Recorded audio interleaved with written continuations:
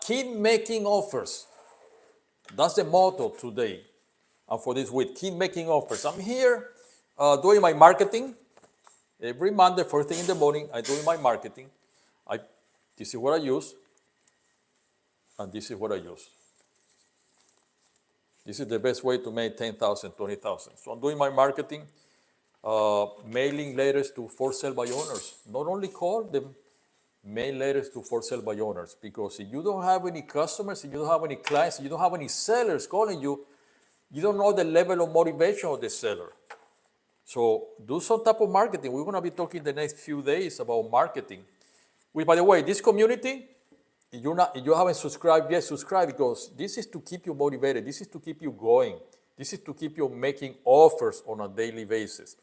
We're going to be talking about making offers, how to make offers.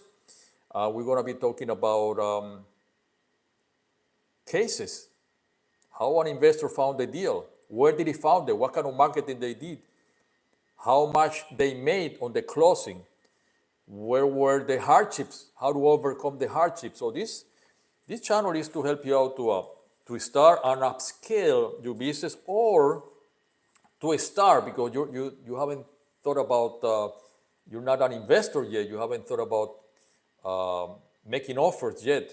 You want to be a flipper, you want to be a wholesaler. There's a lot of things going on about flippers and wholesalers this year, and it's going to be a lot of new laws. So if you want to be a flipper and a wholesaler, you want to stick to this channel, subscribe. But today I want to talk about one of my investors partners, which, by the way, investors partnership is one of the things that we do to help everybody nationwide to be able to close deals. Investor partnership, hashtag investor partnership, and hashtag keep making offers if you're really serious about making money with real estate. So my investor partner called me. He said, John, I'm going to do an inspection tomorrow, and I want to know what do I need to be careful with on the inspection. I want to know if it's a good deal so I can put on the contract and flip it and assign it or wholesale it. Because the idea is to put a property on the contract and be able to find somebody quick, so you can make your 5, 10, 20,000 on your assignment fee. So the question is, what do I need to know to be careful? What do I need to know to make sure that I'm not wasting my time with this property? There is a few things that you need to be very careful. Number one, look for cracked foundations. If the foundation is cracked, you have a problem. If the ceiling, if the walls are cracked, you have a problem.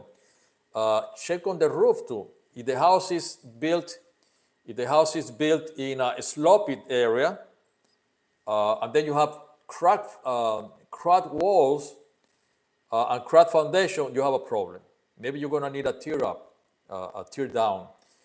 Also, look for termites, evidence of termites, especially houses that they're wooden houses. Many years ago, I bought a wooden house, and it was full of termites. It cost me triple what I was thinking I was going to spend in fixing up the house. So make sure that the house, if it's close to a tree, those trees have termites, and then the termites will jump into the house. Also, I wouldn't be doing houses that are older than 1950s. So if a house is 1940, 1930, 1920, or 100 years old house, like somebody asked me for a hard money loan for a couple of houses, I think it was in Massachusetts, that they were over 100 years old. It's a problem with these houses. There's a lot of foundation issues. So cracked walls, cracked foundations, cracked ceiling, sinkholes, or maybe they're close to sinkholes, or they have a sinkholes on the backyard, and houses that are 60, 70, 80 years old. I will be very careful with those houses, because you won't be able to assign them. People don't like to buy houses with all these issues, with all these cracked walls and cracked foundations. So make sure that these properties, and by the way, whenever you do an inspection, be careful, because the seller will say, you know what, you can do an inspection for general information, but this is not going to alter the price of the house.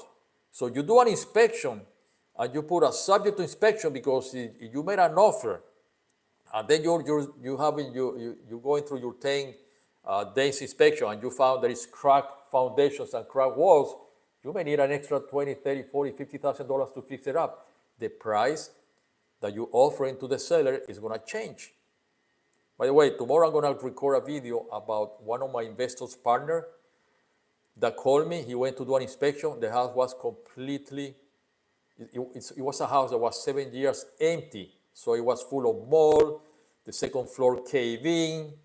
There was no stairs to go up and look at the second floor. The stairs caved in.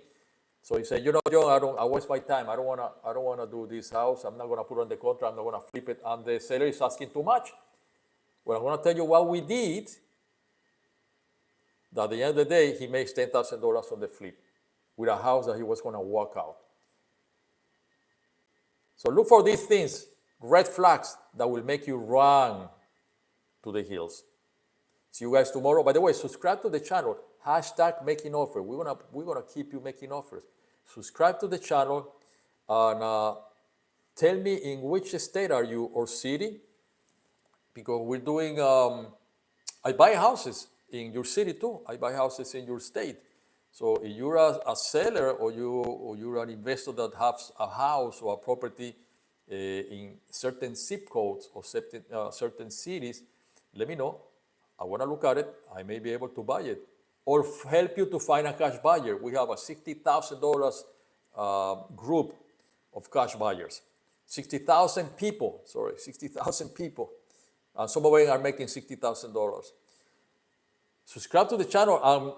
See me tomorrow because I'm going to talk about this house that the second floor caved in and the seller was able to make $10,000. I mean, the buyer, the investor.